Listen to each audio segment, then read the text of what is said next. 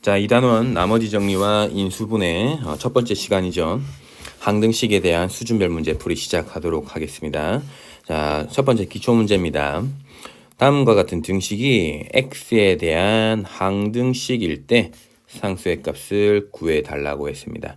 자, 제일 중요한 내용이었습니다. 어떤 특정한 문자에 대한 항등식이라는 이야기는 그 문자의 값에 어떠한 값을 대입해도 주어진 등식은 항상 참이다. 뭘 넣든지 간에 내 마음대로 원하는 것을 동시에 같은 자리에 집어넣으면 항상 성립한다는 얘기야. 그리고 등식의 좌측과 우측, 좌우변을 비교했을 때 동일한 차수에 해당되는 자, 이 단원 나머지 정리와 인수분해 첫 번째 시간이죠. 항등식에 대한 수준별 문제 풀이 시작하도록 하겠습니다. 자, 첫 번째 기초 문제입니다. 다음과 같은 등식이 x에 대한 항등식일 때 상수의 값을 구해달라고 했습니다. 자, 제일 중요한 내용이었습니다. 어떤 특정한 문자에 대한 항등식이라는 이야기는 그 문자의 값에 어떠한 값을 대입해도 주어진 등식은 항상 참이다. 뭘 넣든지 간에 내 마음대로 원하는 것을 동시에 같은 자리에 집어넣으면 항상 성립한다는 얘기야. 그리고 등식의 좌측과 우측, 좌우변을 비교했을 때 동일한 차수에 해당되는 항의 개수는 서로 똑같아야 됐어. 자, 그러면 계산해 봅시다. 좌변은 ax 더하기 a 그리고 bx 빼기 b는 우변 3x 더하기 1이야. 좌변도 정리하면 a 더하기 bx 더하기 a 빼기 b가 3x 더하기 1이면 우리가 알 수 있는 부분은 두 개죠. 아래에 보이는 이 a 더하기 b가 3과 같아야 되고 상수에 해당되는 a 빼기 b가 1과 같아야 돼. a 더하기 b가 3이 돼야 되고 a 빼기 b가 1이 돼줘야 된다. 자, 이 두 식을 동시에 만족하는 값을 찾아라. 양변 더하면 2a는 4가 돼서 a 값은 2면서 동시에 b 값은 1이 된다. 그래서 a, b의 곱은 2가 된다. 자, 수준별 기본 문제 1번입니다. 다음 등식이 x에 대한 항등식일 때 다음의 값을 구하여라. 자, 우리 항등식을 계산하는 방법은 크게 개수를 비교해서 문자의 값을 찾는 방법, 그리고 수치를 대입해서 주어진 문자 안에 내가 원하는 수를 집어넣어서 개수를 문자의 값을 구하는 방법이 있었습니다. 자, 선생님은 이 문제가 두 식의 개수를 서로 비교를 해주는 방법이 간단해 보입니다. 물론 수치 대입법을 쓰는 사람도 있을 것 같습니다. 자, 그럼 계산해 보면 ax제곱 b 빼기 2x제곱 a랑 b 빼기 2가 같아야 되는 거예요. 두 번째, 마이너스 2a 더하기 c가 오른쪽에 있는 1창 아무것도 없네 0이 돼야 되는 거지. 즉 2a 더하기 b가 c죠. 2a 더하기 c가 0이 돼야 된다. 세 번째, 상수항이 마이너스 1과 마이너스 c가 같다. 자, 그러면 나오네. 3번 통해서 c값은 얼마다? 1이다. c 자리에 1을 넣어버리면 2번에서 2a 더하기 1이 0이니까 a의 값은 마이너스 2분의 1이다. 자, 그러면 1번을 통해서 a가 마이너스 2분의 1이니까 b의 값은 얼마다? 2분의 3이다. 그래서 세수 a와 b와 c를 합쳐주면 얼마일까? 2가 정답이 된다. 기본 문제 2번입니다. 다항식 fx에 대해서 다음 식이 또 x에 대한 항등식입니다. 수치 대입법, 개수 비교법 생각했을 때 숫자를 넣는 게 좋을까? 전개를 했을 때 식의 개수를 비교하는 게 좋을까? 생각을 해보면 자, 선생님은 이 식은 전개를 하는 건 조금 부담스러운 면이 있어요. 왜? fx가 누군지 모르니까. 그래서 개수가 아닌 수치 비교법, 수치 대입법을 이용해서 풀어볼 겁니다. 어떤 수를 넣으면 내가 원하는 결과를 찾을 수 있을지는 그때그때마다 달라요. 여러분들이 주어진 식을 바라보고 등식이 조금 더 간단해질 수 있는 x의 값은 얼마일까를 생각해 봐야 돼. 특히나 지금과 같은 식에서 곱셈으로 연결되어 있는 식은 셋 중에 하나만이라도 0이 되면 이 전체가 0이 되기 때문에 0이 될 수 있는 x의 값을 생각을 해봐야 돼. 자, 그러면 보이죠?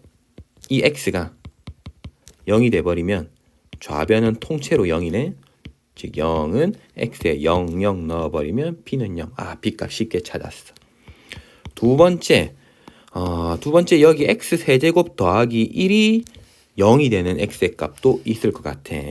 즉 세제곱 더하기 1이 0이다. 세제곱이 마이너스 1이다. 이것만으로도 충분히 알 수 있겠지만 x의 값까지 찾을 수 있다면 x가 마이너스 1이 되면 세제곱이 마이너스 1이고 그렇게 돼버리면 이 좌변 전체가 빵이 될 것이다. 계산합시다. 좌변은 빵이고 세제곱 자리에 마이너스 1 넣을 거니까 여기에는 1 빼기 a 더하기 b, b가 0이라면 그럼 a 값은 얼마? 1이 돼서 a는 1, b는 0이 답이 된다. 자, 심화 문제입니다. fx가 다항식일 때 다시 한번 이 다항식이 x에 대한 항등식이 된다. a, b의 값을 구해 달라고 얘기를 했습니다. 자, 개수 비교법과 수치 대입법이 있다고 했습니다. fx라는 식의 정체를 어느 정도 알고 있다면 식을 쭉 전개를 해서 좌우를 비교해보는 개수 비교법도 좋을 거고 주어진 식 안에 있는 x값에 무엇인가의 값을 하나 넣었을 때 주어진 식이 굉장히 간결해진다라고 하면 수치 대입법도 좋은 방법이 될 것 같아. 그런데 나는 이 시간에 fx가 사라지도록 하는 x의 값, 즉 세제곱 빼기 x 더하기 1이 0이 되는 x의 값은 모르겠다는 거야. 자, 그러면 개수 비교법을 택할 방법이 좋겠죠. 그런데 fx가 누군지도 몰라. 자, 그렇지만 한번 봐요. x 세제곱 빼기 ax 더하기 b는 x제곱 빼기 x 더하기 1 fx 더하기 x 더하기 2. 괜히 적었네. 위에 있는 식인데. 자, 이 식의 의미를 한번 살펴보도록 합시다. x제곱 빼기 x 더하기 1로 나눌 때 몫이 fx고 나머지가 x 더하기 2라고 해석을 할 수 있습니까? 충분하지. 이유가 뭘까? 나누는 식보다 나머지라고 생각할 수 있는 이 식의 차수가 어떻기 때문에? 낮기 때문에. 자, 그러면 실제로 한번 나눠 보겠다라는 거야. 누구를?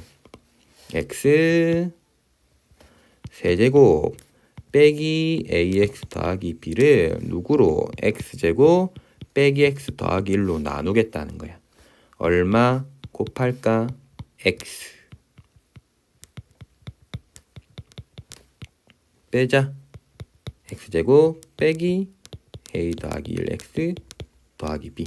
얼마 곱할까? 1. x제곱 빼기 x 더하기 1. 자, 이렇게 계산한 결과 여기다 적어볼까? 나머지는 마이너스 ax 더하기 b 빼기 1이 된다.